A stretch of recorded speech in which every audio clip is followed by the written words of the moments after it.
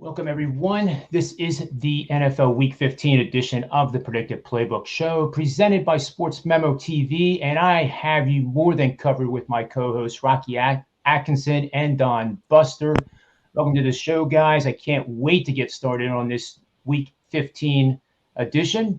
We have some matchups that have monumental playoff implications to these teams. I can tell you what the playoff percentages of these teams are right now, but that is meaningless. So let's get started right away with the first game we're looking at here. This is a matchup that Buster's going to cover for us. This is the Tennessee Titans versus Pittsburgh Steelers. This line preseason at the Westgate was -3 favorite for the Steelers, being the home team. It is now swung the other way. This Tennessee leads the AFC South over the surging Indianapolis Colts, who are closing in on them. Steelers are fourth of four teams in the AFC North, but they're only 1.5 games behind the Ravens at 6-6. It seems like the Tennessee offense has been figured out by the defensive coordinators, Buster. They scored 31 or more points in 3 of their 6 wins during that 6-game winning streak. And then suddenly it seems like they are struggling to score. They scored only 20 against the Jaguars last week, but they did shut them out. What do you think the best bet is for this matchup? Well, John, thanks like always for having me. We're actually going to go with Tennessee on the money line here. It's about 125 right now. The line's, I think, about 1.5.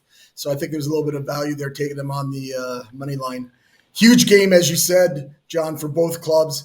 As actually Tennessee, if they can win out the 4 games here and they get a New England loss, they'll be able to have the AFC playoffs run right through Nashville. So this is a big game for them. Also a huge game for Pittsburgh. They need to win this game to try to make the playoffs. They're 6-1 right now, so it's going to be a struggle because they have a tough schedule ahead. Problem here for Pittsburgh is it seems like it's always in December, at least the last few years, they're going in the wrong direction. They've lost 3 of the last 4 games. They actually had a nice comeback, but they were down 29-0 in the fourth quarter to Minnesota. They tried to come back. It was a good comeback, but at the end of the day, their defense is really hurting them. Of the last 4 games, 2 of the games they've gave up 41 points, and the other one 36. So when your defense is playing like that, it becomes problematic for a club. As you had mentioned, John, Tennessee just played Jacksonville. Came off their bye week, looked pretty good, and as you have said too, that their offense hasn't been as good as it has been. But that's because they have a lot of injuries. Of course, Henry's out. A.J. Brown won't be back probably till next week against the 49ers. But Julio Jones is back, and he played last week, and I expect him to be a big part of their game plan for this week. We've talked a bunch of times on these videos about how we like to back a team with the better offense and the better defense. And that, in this case, is Tennessee.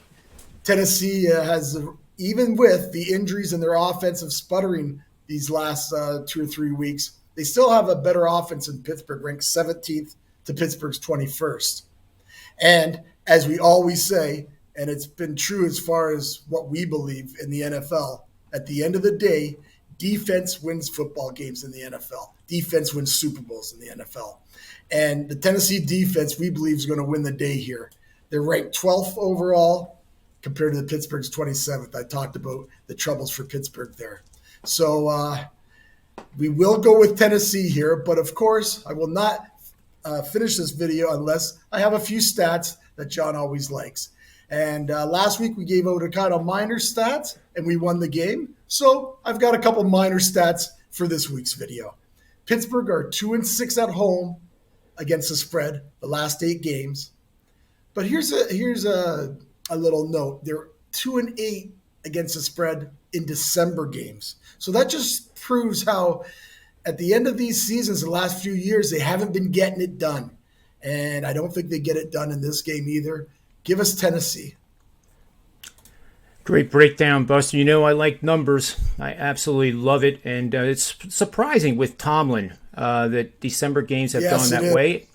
And maybe that's the market overreacting to his coaching abilities and their success, say, 10 years ago.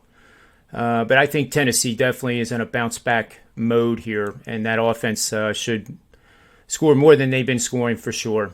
Great breakdown, Buster. That's Cincinnati Bengals are taking on the Denver Broncos, and Rocky Atkinson's going to break down this game. Denver is 7-6, so are the Bengals. They are playoff contenders for sure. The loser of this game takes a major step backwards in the AFC West playoff rankings. The winner takes a big step forward. They're in a very crowded division. Cincinnati's in that AFC North, which we just mentioned, led by Baltimore, but trailed them by just one game.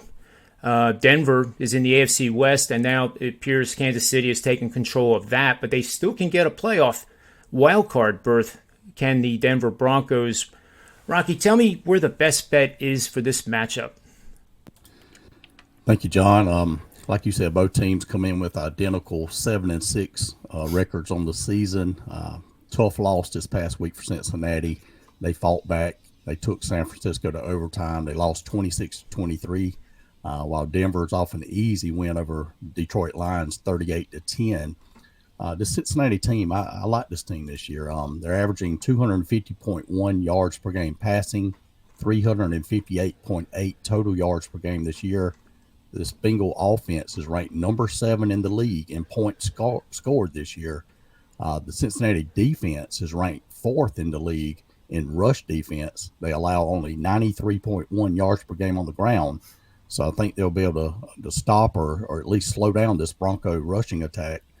I like playing teams that can win on the road as well. Cincinnati comes in with a 4-2 straight-up record away from home this season. And my Rocket Man line for this game is Cincinnati to win outright by 5.5 points, giving us good value here on the underdog. Some trends to consider here. Cincinnati is 7-2 against the spread last 9 road games against a team with a winning home record. Cincinnati's 5-2 against spread last 7 games after a straight-up loss. Denver is 3-8-1 against spread last 12 games after a straight-up win of more than 10 points. Denver's 1-5 against spread last 6 games against AFC opponents. The underdog is 8-2 against the spread last 10 meetings in this series. The road team is 4-0 against spread last 4 meetings, and Cincinnati is 4-0 against spread last 4 meetings when playing at Denver. So I'm going to play Cincinnati plus 2 points in this one. Great job, Rocky, as always. And by the way, folks, the 3 of us are the $2 men over at sportsmemo.com. So make sure you get over there and get our best bet for Sunday NFL action for $2. They are available right now. This is being recorded on Wednesday. So take advantage of that. And especially Rocky's play is a top-rated 10-unit play, and he is hitting 70% against the spread for the season.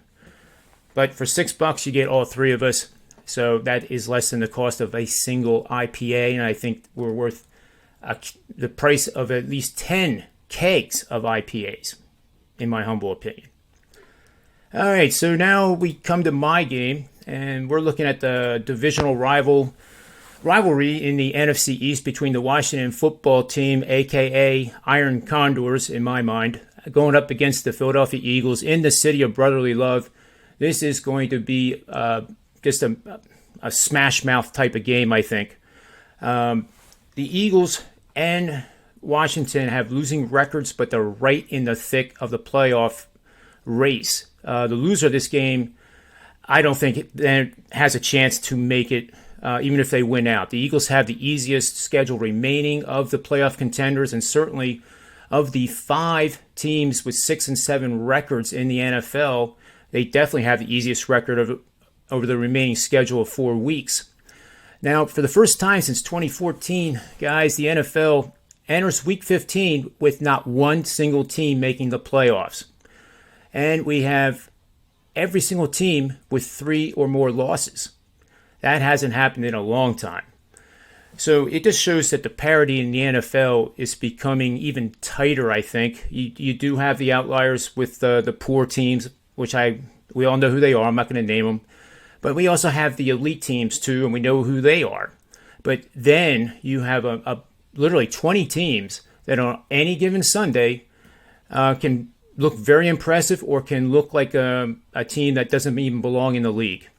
So I think this matchup here is going to be extremely competitive. And as I said, it features a matchup of 2 of the 5 teams in the NFL with identical records of 6-7. The following betting situation supports the football team. It's betting on underdogs in the second half of the season in a matchup of 2 teams with a win percentage between 40 and 49% for the season. And with the favorite having covered the spread in 2 of their last 3 games, has earned a 11-4-1 against the spread record for 73.3% winning bets over the last 10 seasons. And if our underdog in this matchup is on the road, we get a near perfect 10-1. And in case you were wondering, 2 divisional foes, each with a total of 6 wins in week 9 on out to the end of the regular season. The home favorite has seen the under earn an outstanding 21-9 with 1 push record for 70% since 1990 and is 6-2 under over the last 5 seasons.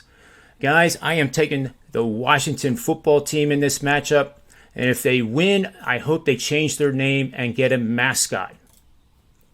So there you have it. We have 3 best bets from 3 of the best NFL football professional sports bettors that you will see over at sportsmemo.com.